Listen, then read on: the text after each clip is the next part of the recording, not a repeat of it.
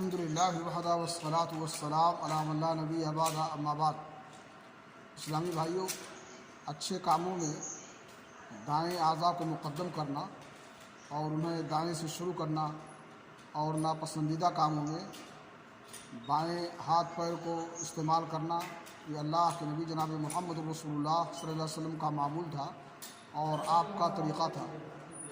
صحیح بخاری شریف کی حدیث ہے، عائشہ رضی اللہ تعالیٰ عنہ بیان کرتی ہیں، کان رسول اللہ صلی اللہ علیہ وسلم یعجبہ التیمن فی شانہ کلہ فی طہورہ و ترجلہ و تنعلہ۔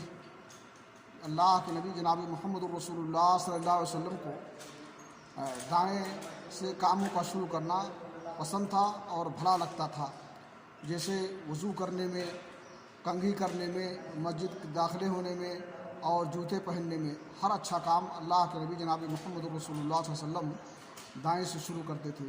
اس لیے ہمیں بھی نبی کی سنت پر عمل کرتے ہوئے ہر پسندیدہ اور بہترین کام کو دائیں اعضاء سے شروع کرنا چاہیے اور ان میں دایاں ہاتھ اور دایاں پیر استعمال کرنا چاہیے۔ اللہ رب العالمین ہمیں اس کی توفیق بخشے۔ وآخر دعوانا الحمدللہ رب العالمین۔